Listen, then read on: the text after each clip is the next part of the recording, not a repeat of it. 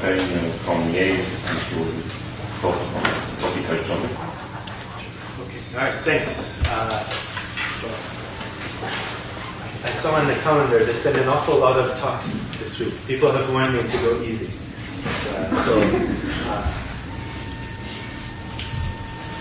And I think this is pretty good for a relaxed frame of mind. So underneath some of what I'm going to say, there's quite a bit of machinery with Berkovich spaces and such. But part of the appeal and part of the reason for pursuing tropical approach to various questions in algebraic geometry is that you get to draw intuitively appealing pictures and draw meaningful conclusions from them. So let me so say a few words. So I'll just be talking about curves today. So tropical geometry of algebraic curves. And the subject goes in several different directions. So one direction is to study individual curves. And very soon, like now, people are going to ask you to write larger. That was soon. Is this better? Yeah. Well, not in the corner. Okay, so is this good? Okay, and on this end, how far do we go? This side is okay.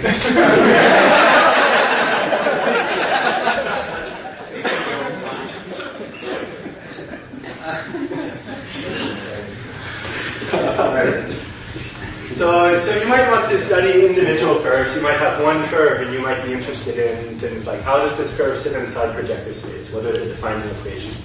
What are the relations among those equations? And we can study that using graphs. Other questions we might be interested in studying moduli things.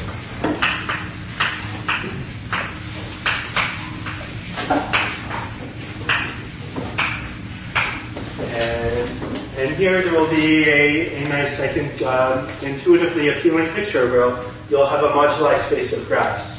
And from that moduli space of graphs, you can say meaningful things about the moduli space of curves. So, for instance, computing one piece of the cohomology, one piece of the weight filtration, and even computing that as a representation of the symmetric piece.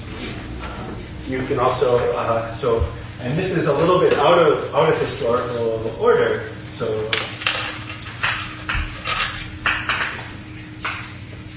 a lot of the initial excitement and activity in tropical geometry of curves was about counting curves, and this goes back to Olempiro's work on patchworking, which inspired Kinsevich to have ideas about how one should be able to compute Gromov-Witten invariance of P2 by counting graphs with multiplicities.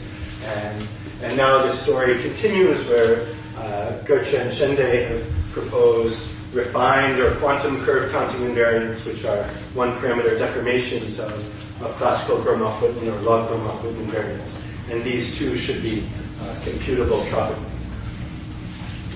So probably I'll mostly say things about the first two topics. And so let me start with an individual curve. So here I have some curve x, and I want to understand. So x is going to be smooth and projected. I want to understand questions about its geometry or its algebraic geometry. How does it sit in projective space? What are the defining equations? And I will do this by studying some graph. And the way this will work is I should think of my curve x as being the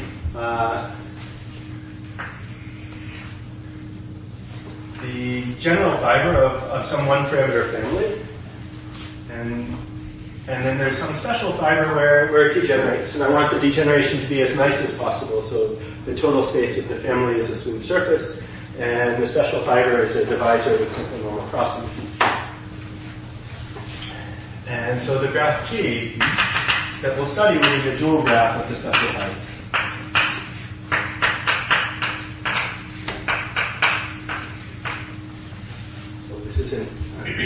idea to study such things.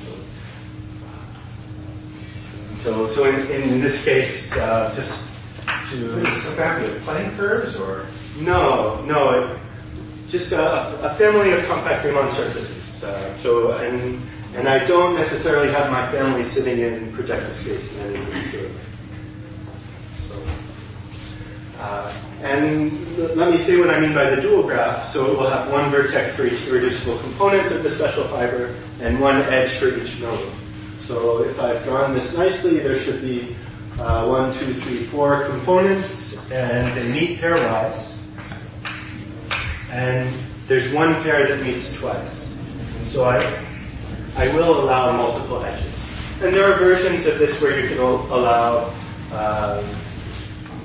components to have self-intersections, and you would introduce loops on the graph. Okay, so G is the dual graph of the special fiber. And so the basic type of question that we would ask is, so what can we say about X?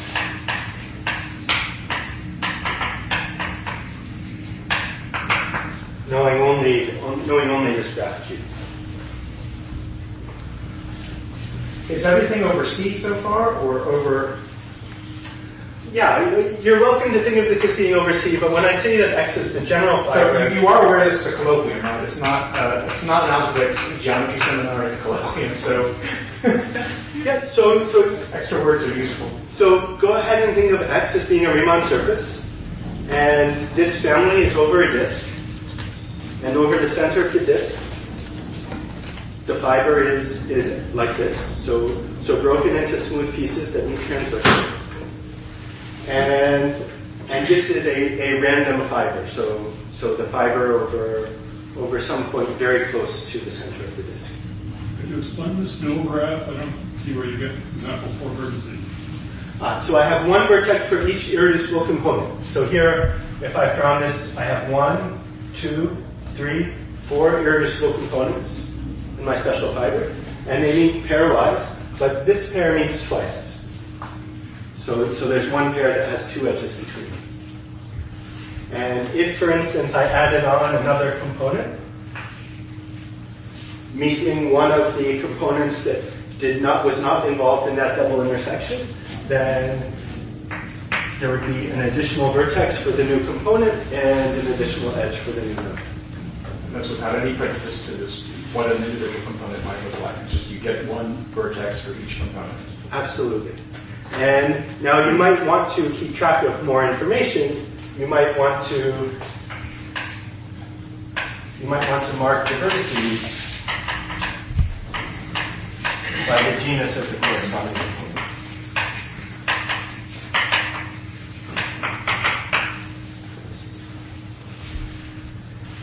And so the most information will be contained in the graph when there's no information in the genus, so when all of the components of the special fiber are smooth P1s. So that's the situation where this technique will be most effective.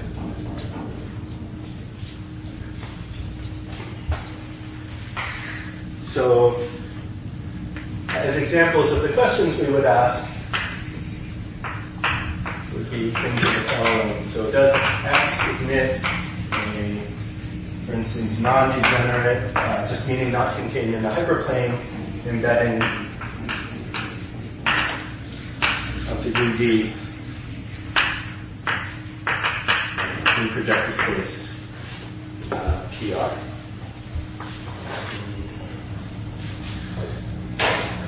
So you're saying you give yourself D, and you want to know if you can embed it in some projective space? You fix D and R. Fix D and R. And then you have this question. Does there exist an embedding of degree D in projective space P?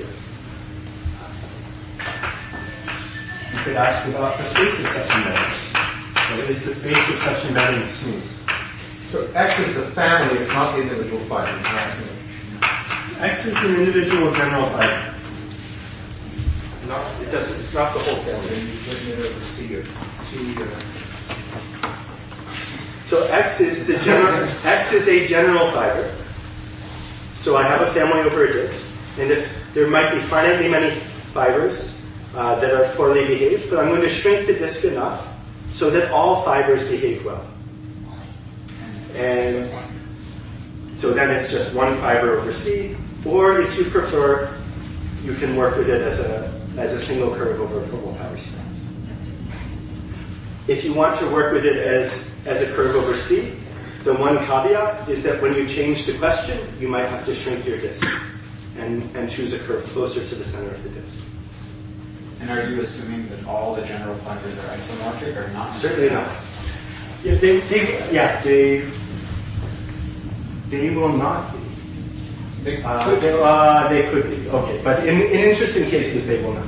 These things called test configurations, where they always are except for the central fiber. Right, that's right. Okay, right. So we could have a family such as xy equals p, where all the fibers are p1s, and then the special fibers 2 p1s that meet at a single point, and the dual graph.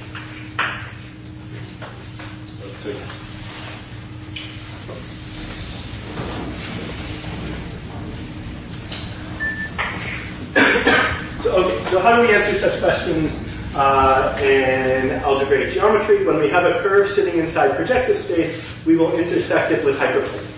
And we'll look at all of the possible intersections with hyperplanes. And if we have an embedding of degree d in PR and we slice with a hyperplane, we will get a configuration of d points on the curve. So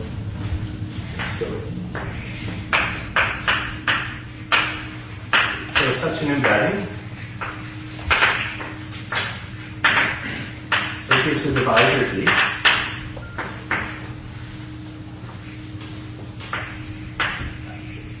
Of degree d. So this would be, so d is x intersected with a hyperplane, and this moves in a family. So maybe we really want to think about the set of all such configurations of d points, x intersect h, where h is a hyperplane.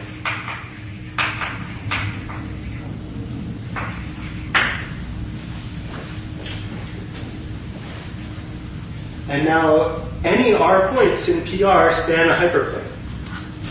So in particular, if I take any r points on the curve, then I can choose the hyperplane that goes through those r points, and that will be a subset of one of these divisors of degree d. So this collection passes through any r2 bullet points. So it's not a random collection of sets of d points indexed by the hyperplanes, but it has this additional property that for any r2 of points, you can choose one of these that contains that r2.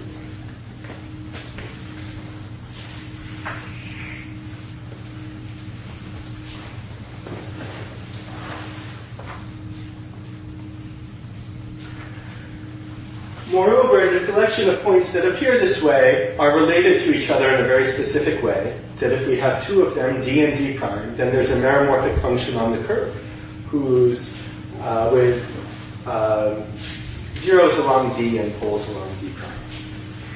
So we're moving these divisors in this family by adding the divisors of rational functions, or meromorphic functions. So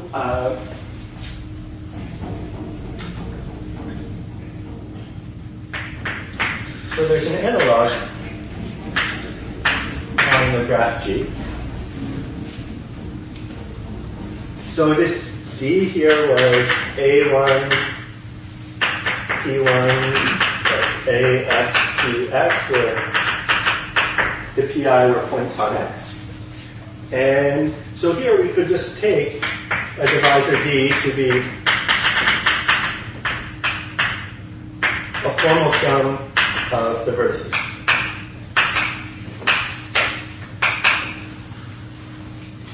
And the AI sum of the PCDs all over. AI, yes. So these are some integer coefficients.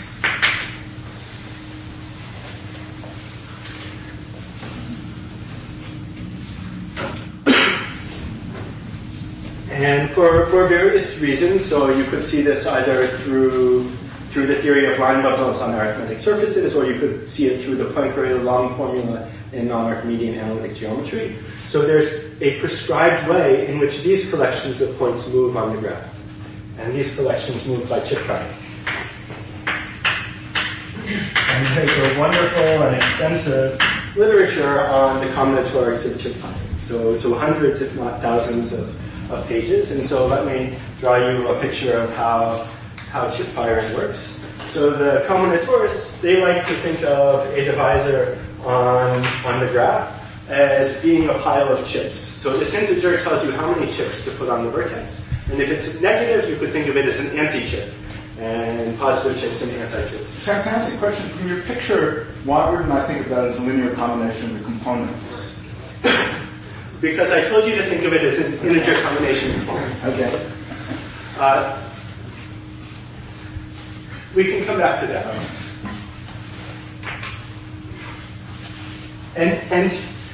And I think it's really this point is where, right, there's something strange and surprising about this decision.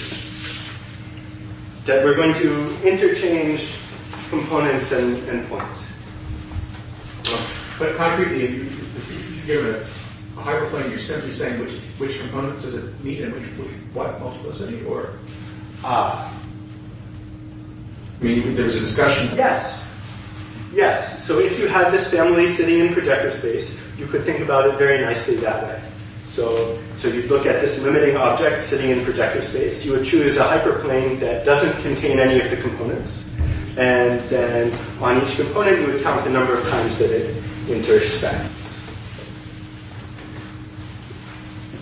What would be bad about that is that when you fix the embedding and you move the hyperplane, those numbers won't change.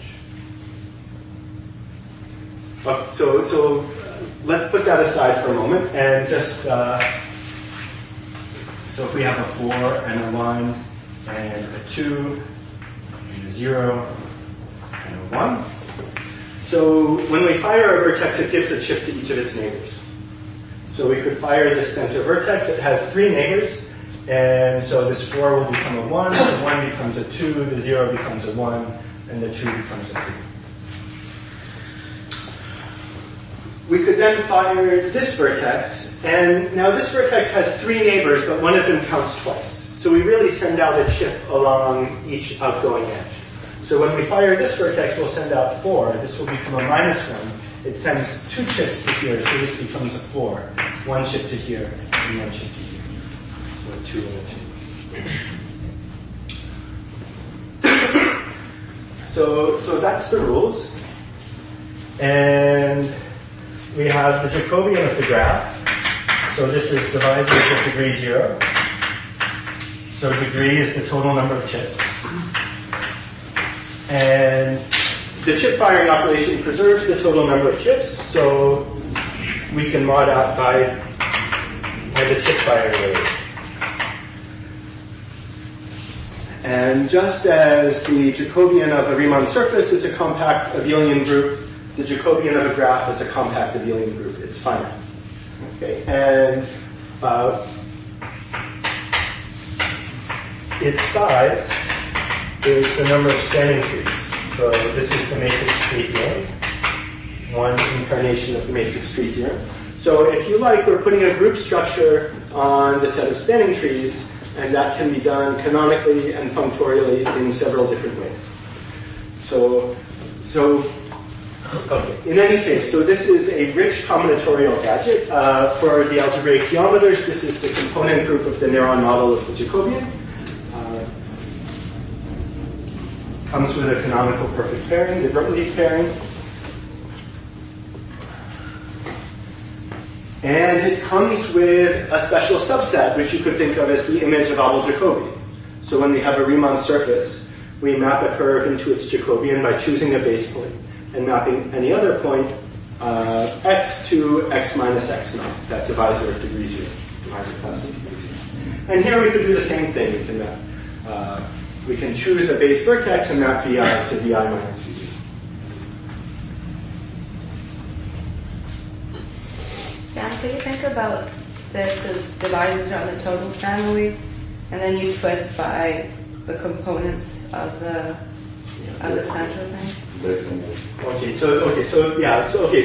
Yes, and let me just say that briefly in words. So there's a different way of thinking. There's a dictionary between divisors and line bundles, and so if we have a divisor D on our curve X, this gives us our line bundle L, which is OD. So this is a line bundle on the fiber X, and this extends to, maybe I should call this L, and this extends to some fancy L on fancy X, so maybe fancy X should be the total space of the family. So now we have a line bundle on the surface, which we can restrict to each fiber, and so we restrict to the general fiber and we get some L, but then we can take integers out of this by taking AI to be the degree of L restricted to the ith component of the special fiber. And now this extension is not unique. So,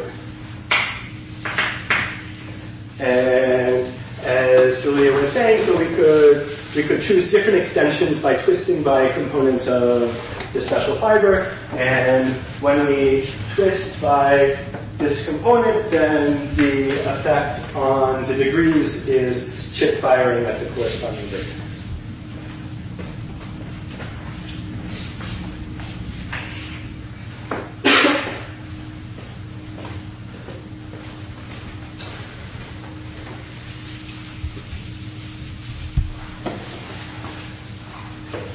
So if our divisor was embedding us in projective space, then we could choose this slice so that we get only non-negative numbers.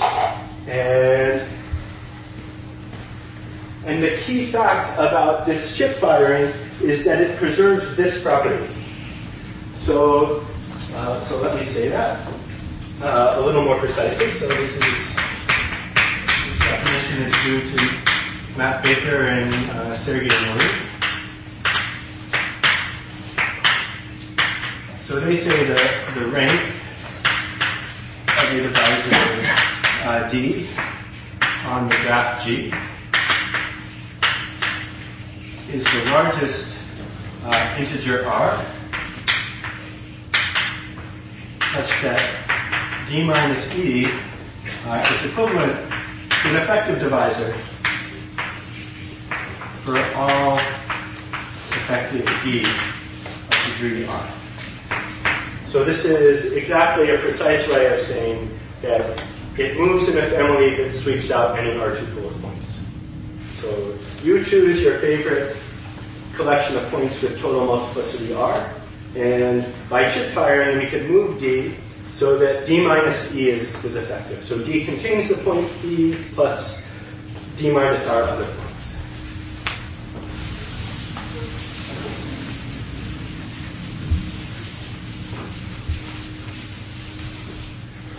So in passing from divisors on the singular curve to this combinatorial graph, we've thrown away a huge amount. What's the equivalence relation? Yes, we've thrown away a huge amount. So basically we treat, this is a little,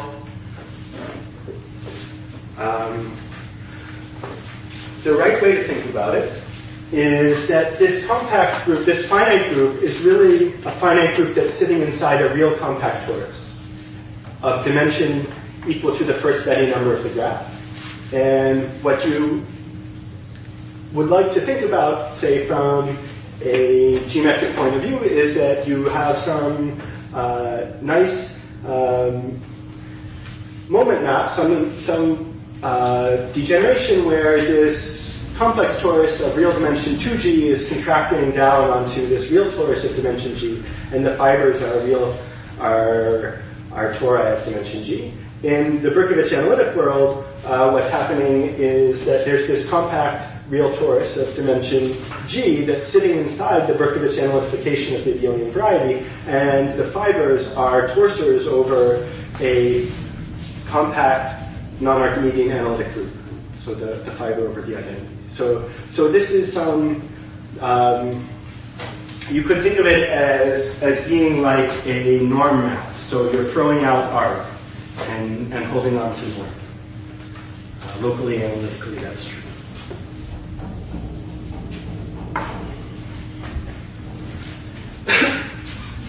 So what are so you seem to be saying though that something along the lines you're not actually looking at all divisors on the original curve, but just special ones, some discrete set in this Jacobian torus. So okay, right. That's right. So the ones that I'm looking at are. So if I drew my family again. So I'm looking at those that extend to sections of the family over the disk. And to look at a different one, I would use the semi-stable reduction theorem to say that I could unwind my punctured disk. okay, so the key thing was at some point you said it extends, and I thought that was a theorem, and it's an assumption. No. Okay. Okay. So you're getting stuck on this. I'm getting stuck on what you said. Yes? You're getting stuck on. Okay. So in algebraic geometry, there's a dictionary between divisors and line models. Okay. So if you take any divisor, I'm not comfortable with that. People in the audience may not be, but I have to be. Yep. So this is true. Any line model on the fiber X extends to a line model on the total space of the family, and it's this amazing. You're right. There's an amazing amount of collapse here that we're taking a line model that varies in holomorphic families, and we are extracting discrete invariants out of it. And it's a drastic and radical thing. The extension thing, it didn't explain it, but he's just saying that it's always true. Right, but what I'm not understanding is that there seems to be a discrete model of which so you're starting with some abelian variety, which is the Jacobian of this singular curve, and then you're going to produce some. Yeah. Okay. That's supposed to be the number of times this divisor intersects the components. So this is a very good question, and I said this in words aimed at the algebraic geometers, but let me say it again. So a little bit differently. So whenever we have a family of curves, a nice family, so semi-stable degeneration, we have an associated neuron model, and that's a degeneration of the Jacobian. Okay, so we take the neuron model of the Jacobian, and what's happening is it's breaking into pieces in the special fiber. And what I'm doing is I'm taking any point on the Jacobian and I'm following it into the special fiber and keeping track of which component of the special fiber it lands in.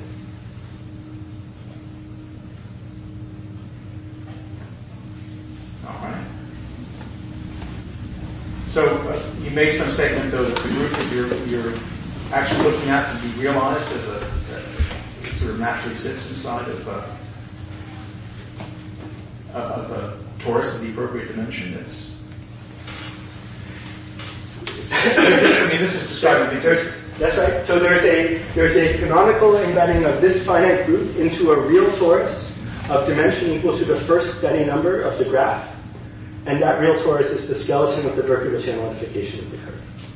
So there's a big machine out there that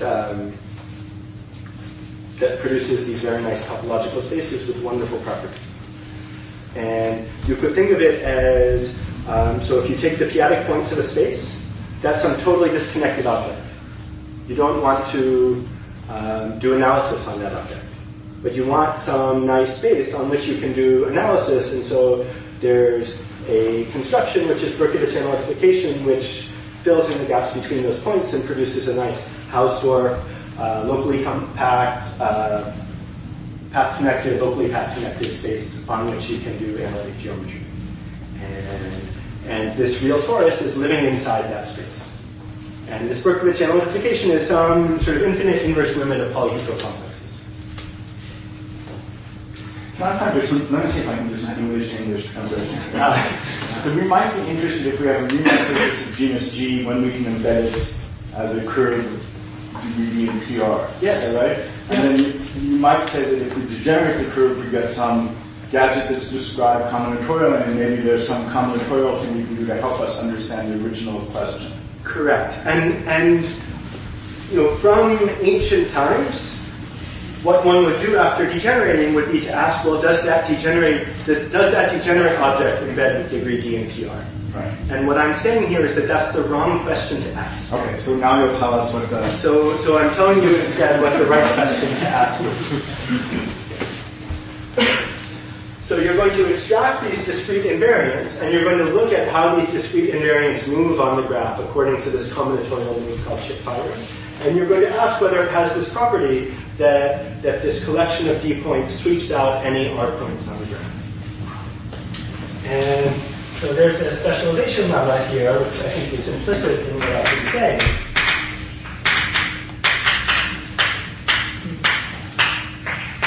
So if a divisor, so I should give a, okay, so here was my D, and so row of D. So the specialization of D, or restriction of D, from the curve to the graph, is the divisor whose coefficients are the degrees of the restriction to the special function. And so if D gives an embedding in PR, then the length of the specialization to the graph is at least R. So it might be more than R, but it will be at least R. So in particular, okay, and here there's a slight, so in particular, if G has no divisors of degree D and rank R, then X has no such embeddings.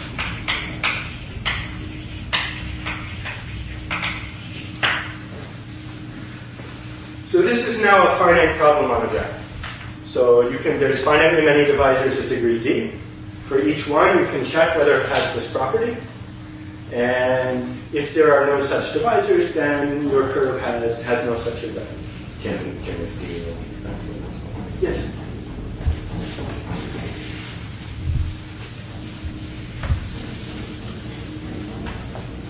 Okay, so let me give two applications. So two examples.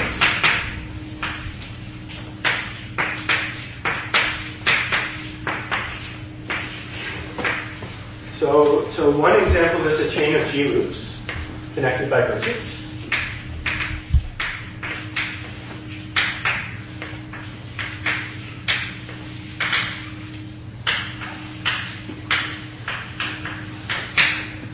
And this chain of G loops should have generic edge lengths. So why do I say generic edge lengths? So suppose the top and bottom half of each loop were equal.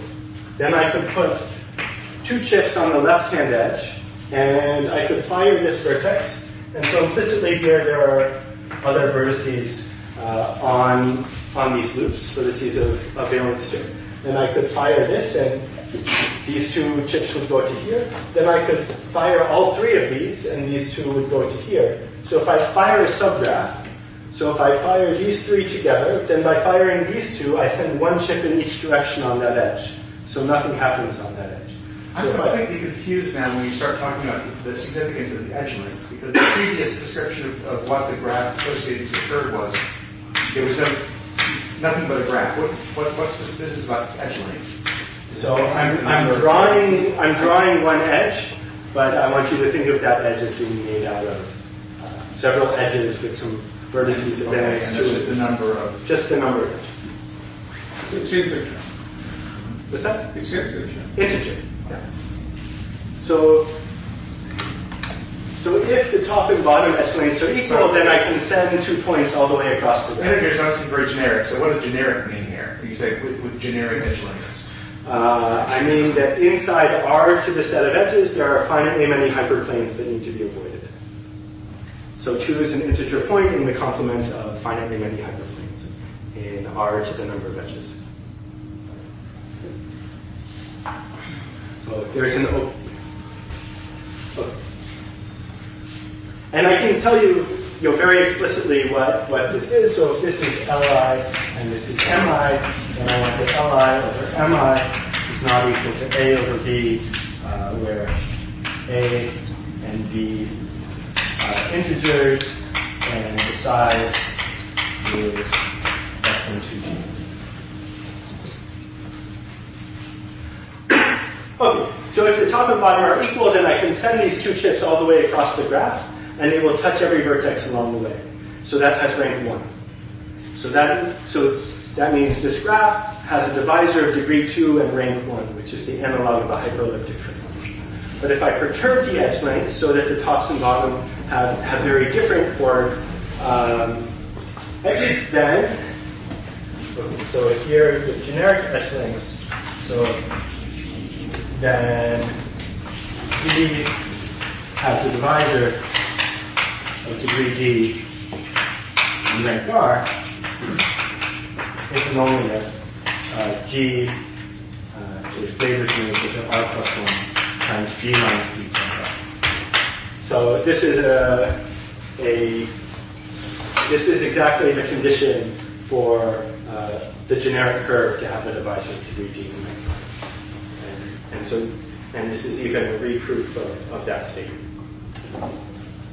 So there's a combinatorial argument to study this graph, which I'm not telling you. But once you've done that combinatorial argument, you've reproved the Brill-Noether theorem that the general curve has such a divisor if and only if this inequality holds.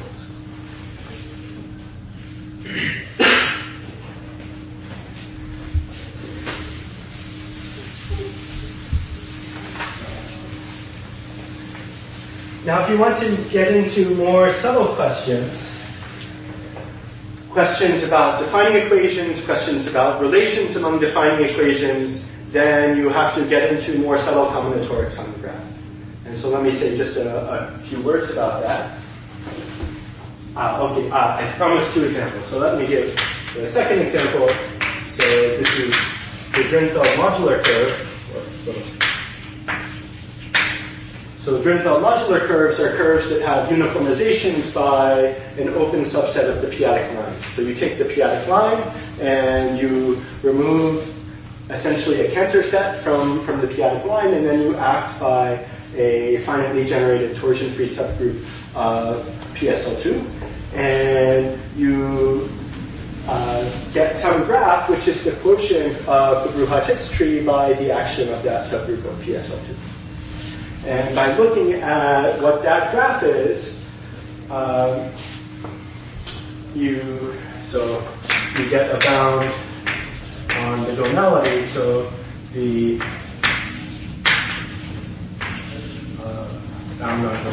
so this is work of Cornelis and Otto and so.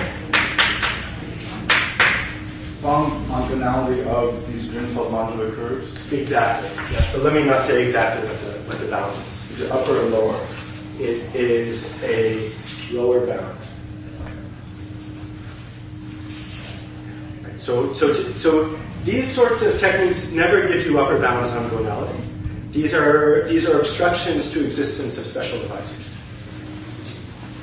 So these Drinfeld modular curves, just like modular curves over C, have gonality that's bounded far away from the hyperelliptic range. So that was Abramovich's thesis. So using the Lee-Yao inequality for the Laplacian operator.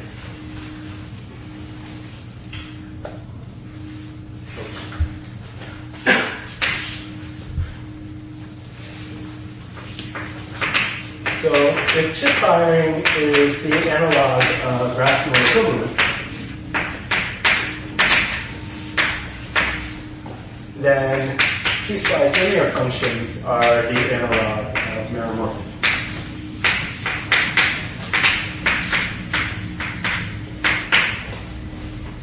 So when I have a graph like this, so you could think of chip firing the following way. So make a piecewise linear function on your graph by specifying the values at different vertices. So you have an obvious generating set for that collection of functions just given by the vertices. And so, for instance, say I specify the value 1 at this vertex and 0 at all the others. So you could think of that as pulling this vertex out away from the board by a unit distance. And then you could imagine the board as having some gravity, and it pulls 3 chips, one along each edge, back towards the board to the neighboring vertices. And so another way of thinking about that is that you add the sum of the outgoing slopes. So here at this vertex, I have 3 outgoing edges. The slope in each direction is descending with slope 1. So I subtract 3 from here. Whereas at this vertex, I have 3 outgoing edges with slope 0 and 1 outgoing edge with slope 1 coming out from the board. So I add 1 to the neighbor. Do you mean that all these edges have this length 1? Yes.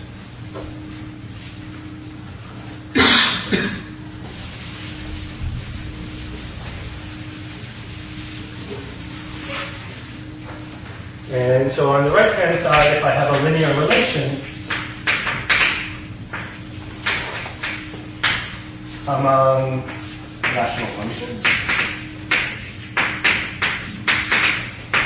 so that would be constant. So I have rational or meromorphic functions f1 through fr. Then I would choose scalars c1 to cr such that c1 f1 plus cr fr equals 0. And so on this side, we should have a tropical linear relation. So these would be scalars, so real numbers or integers b1 through br, such that the minimum of b1 f1, b1 plus f1 br plus fr occurs twice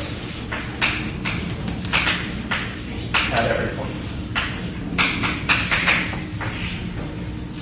So now existence of linear relations among sections of line bundles correspond to existence of collections of scalars, such that when you translate a certain given collection of piecewise linear functions by those additive scalars, then the minimum occurs twice at every point on the graph. This is a tricky thing to work with, but... You said it occurs twice, you mean 2 of the guys in that set realize the minimum. Right. Or in other words, for any I, the minimum over j not equal to I is equal to the minimum over all I. You can throw away any one function and the minimum doesn't change. And so from this, we get statements such as the following. So if G is a chain of loops with generic edge lengths, okay, this is a statement about the graph, then the multiplication map, which takes rational functions with prescribed with poles bounded by D, and tensors with meromorphic functions with meromorphic forms with zeros at D, and we go to forms that this is injected for all.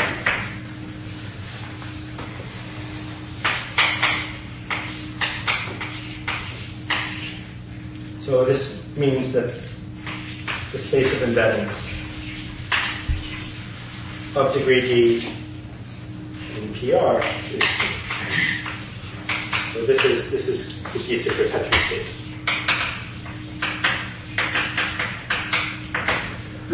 So as you look for more and more subtle statements about the geometry of curves, so now this is something about the way embeddings of the curve in projective space deform, then you get more and more subtle statements about the combinatorics of chip firing on the graph.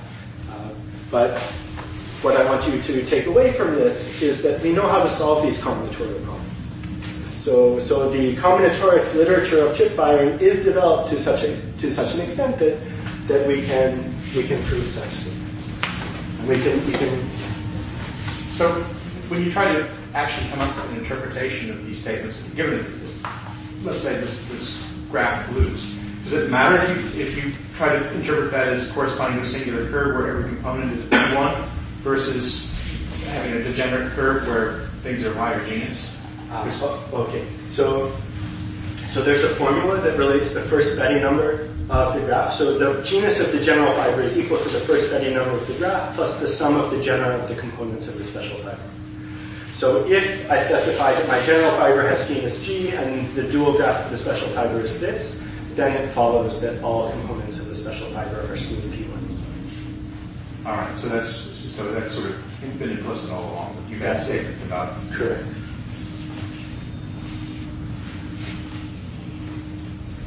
Okay, so and what was the meaning of like these lengths of edges sequence? So it's a chain of How many P1s you have in each? but what does it mean? So if you constructed the minimal regular model, these lengths would be the thicknesses of the singularities. Okay.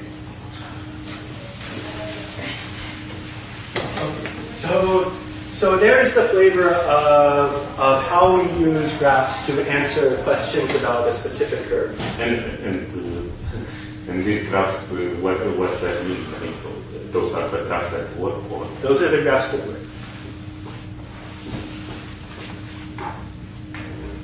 Yeah, we would love to have more graphs that work. It's hard. And so were they known before, or were these type of graphs occurring before, or it was just like? If you find them, please tell me.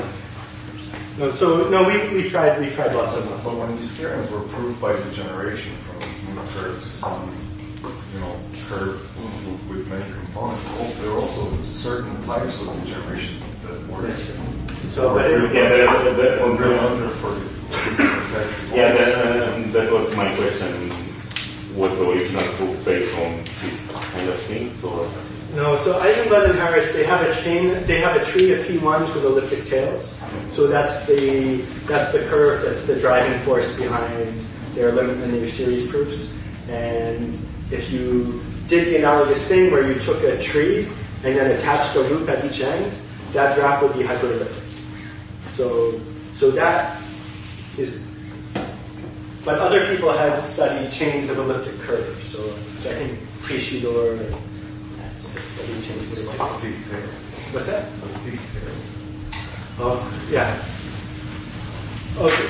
So I know time is running short. Let me say a few words about how you can use similar ideas and techniques to study moduli.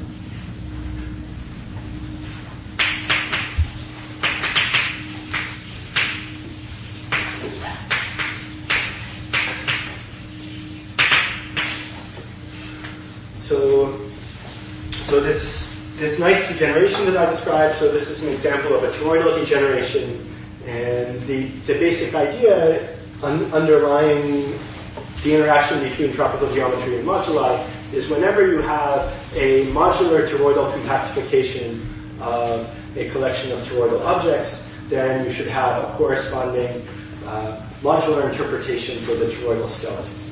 So, but let me try to bring that down to earth for curves. So for many people, our favorite moduli space is MG or MGN. So the moduli space of smooth curves of genus G with n distinct mark points. And this sits inside MGN bar, so this is the compactification, which is normal crossings, but not simple normal crossings. And then associated to such an object, we have a skeleton. And this was already present, at least in the simple normal crossing case, was described by Kemp, Knudsen, Mumford, and Sendenau when they introduced toroidal embeddings. And there's some significant subtleties that show up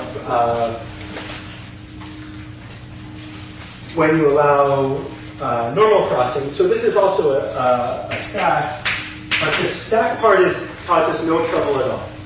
So all of the trouble occurs already for varieties when you have normal crossings and you have some mono trouble. So let me say something about what this is. So this is what we call a generalized cone complex. So a cone complex, I hope you can be happy with. It's a collection of rational polyhedral cones, and they're glued along faces. And so what's a generalized cone complex? Well, you have two cone complexes, and you have two maps between them. But not just any map. So when we make cone complexes, we glue cones along faces. And here we're going to glue cones along inclusions of faces and along isomorphisms. So this maps each cone of delta 1 isomorphically onto a cone of delta 0. I should be a little more careful, but this is the basic idea. So you glue along faces and along automorphisms. They behave in many ways like cell complexes.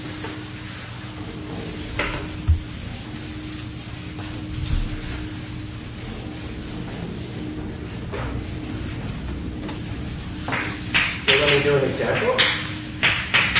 So the skeleton of M2, okay, so really running short on.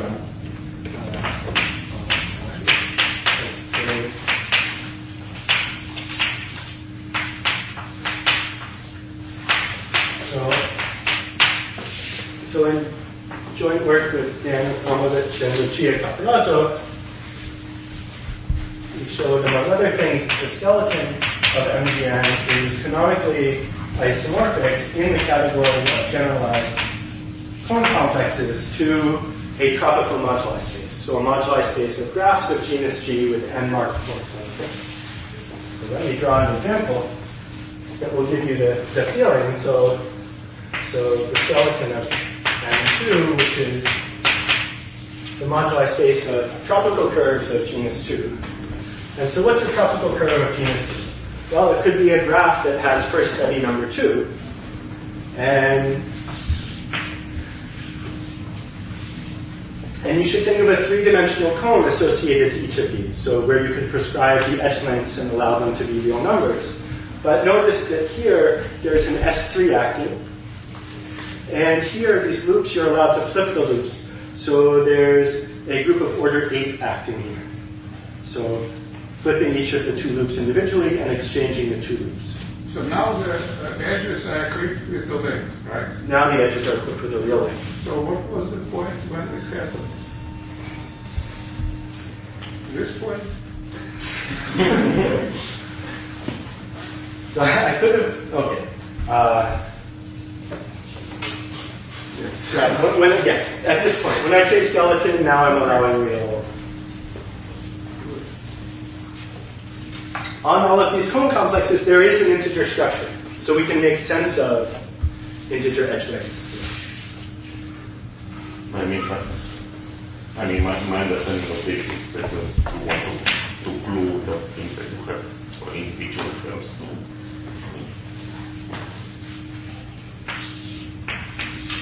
So there's two combinatorial types with two edges, and there's two combinatorial types with one. Let's see, there's that one, and there's this one, and then there's this.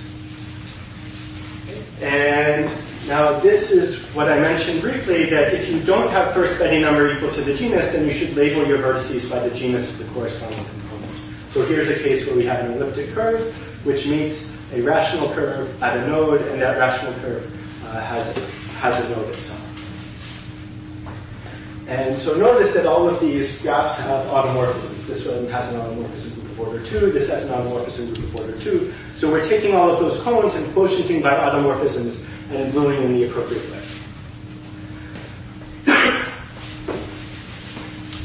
And now we could do moduli spaces with marked points.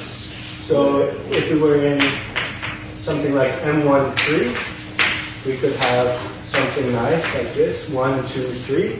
We could also have a 1 and a 2 and a 3.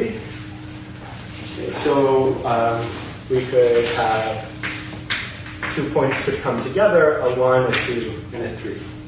So this is inside M13. And these are all dual graphs of curves in the Deligne-Mumford compactification of M13. And notice that, so once we,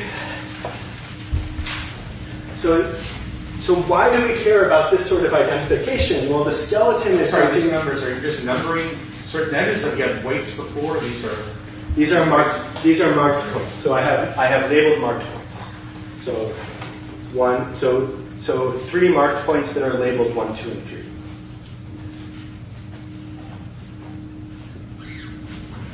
Okay.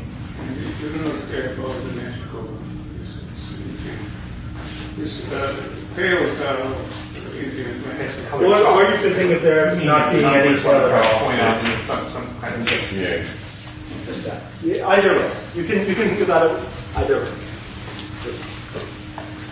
What I'm trying to make is simply the numbers over here are a different flavor than the numbers over there. Yes. So maybe they should be in colored chocolate. Okay. So here are our, so 3 is blue, so we have our marked points which are blue. Okay. And so notice that there's, once we have a modular interpretation, so this skeleton is an invariant of our algebraic object. So it's, for instance, its topology, the length of its vertex, the homotopy type of that is an invariant of the moduli space of curves. But this is now a moduli space, and so I can go ahead and work with this as a modular gadget. So I can describe loci within the tropical moduli space. For instance, notice that on this tropical curve and on this tropical curve, on each of them, there's a point that's marked twice. So it has repeated markings. This one has no repeated markings. So here's a theorem. So this is joint work with knowledge. If you put the edges everywhere, you do not need.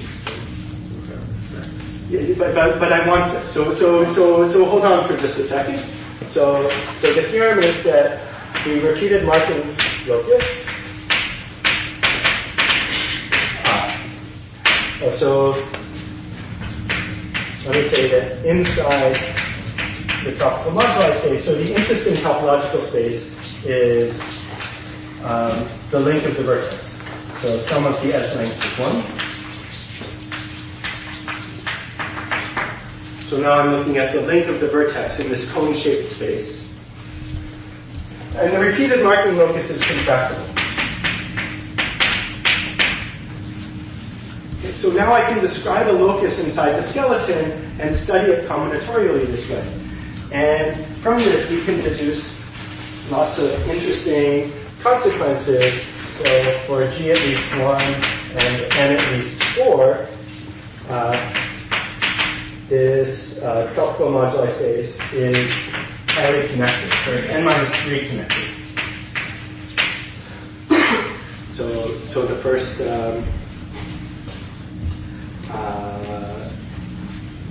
N-3 homotopy groups vanish. But I'm not going to tell you about MGN. Okay. So let me tell you some things about MGN. So this is something about the tropical moduli space. But here, let me tell you something about MGN, and I'll end there. So here here, part of what's interesting is we actually think it should be more highly connected. So Haar is bound on the Haar's computation of the virtual cohomological dimension of the moduli space of curves plus comparison theorems tells us that delta Gn has the rational homotopy type of a, let me get the number right, so n plus 2g minus 4 plus delta 0 n connected. So we know that it has the rational homotopy type of a much more connected complex. So open problem, so to understand the connectivity of this space. Let me give just one application to the topology of MGN to N. So we show that the 2nth graded piece of the weight filtration on the cohomology of M1N with rational coefficients is isomorphic to 2 to the n minus 1 factorial over 2. So this is for I equal to n and n at least 3 and 0 otherwise. And moreover, so GR2n WHN of M1n, so we can describe this as a representation of the symmetric group. And this is an induced representation from Dn to Sn along the map psi, which I'll say in just a moment, of the restriction from Sn to Dn along a different map phi of the sign representation. And so now here phi is Dn acting on, so this is on the vertices, and psi is the dihedral group acting on edges. So the distinction is important because the signs of these two inclusions are different. So if you take a quadrilateral and you flip it across a diagonal, it exchanges one pair of vertices and two pairs of edges. But so here's your n minus 1 factorial over 2. It's this representation. And so people have studied these cohomology groups. They have meaning in arithmetic through the Eichler-Shimura correspondence. They have meaning in mathematical physics through Gromov-Witten theory and operads. But this statement is something that as far as we know, is not accessible to the other methods, but you just see it quite purely combinatorially through the Sn action on the tropical moduli space and the contractibility of repeated Markov. So I'll stop there.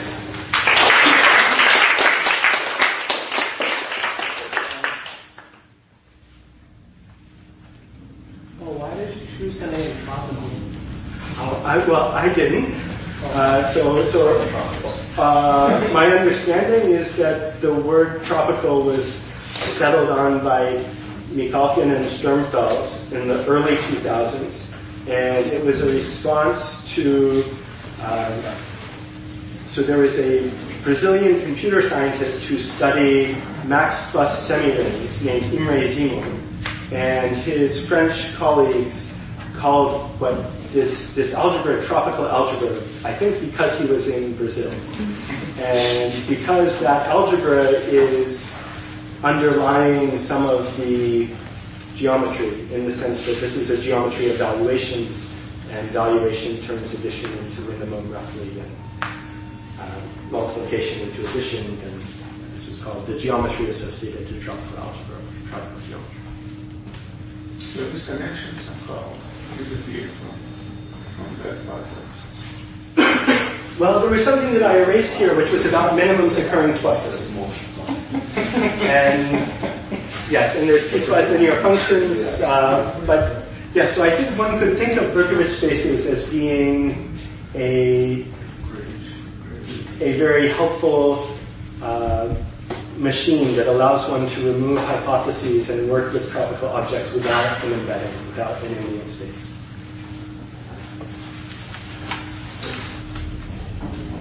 Can you say a couple of words about how you read these gradient pieces? I mean, in general, the cohomology of IMPN from the others. So there's a... But first of all, you only see some sort of zero level or maximal level. That's right. That's right. So here, right. So this 2n. So it's an n-dimensional complex space. So 2n is the top graded piece of the wave filtration.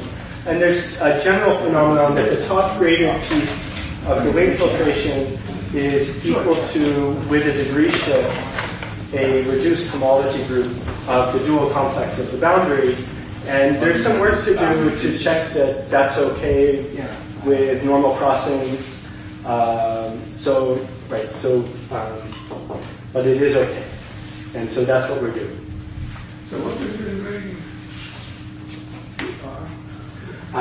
So this is Deline's weight filtration on the mixed Hodge structure of the homology. So how do you define mixed Hodge structure? Well, so you could take the Durand complex for the logarithmic. This is classical situation, right? Yeah. So this is smooth. So you have to be a little careful because we're doing logarithmic Durand complex on the stack, but everything goes through exactly the way you would think. So. But in the protocol setup, isn't presence of Hodge? Well, okay, so there's this work of Edenberg, Katsarkov, Mikhalkin, and Zharkov where they talk about tropical Hodge numbers, but it works only in the case where the tropical object is locally matroidal, which means you're studying a degeneration of an object to something where the special fiber is a union of wonderful compactifications. In your subject, it is not here. No. Okay, maybe I think we should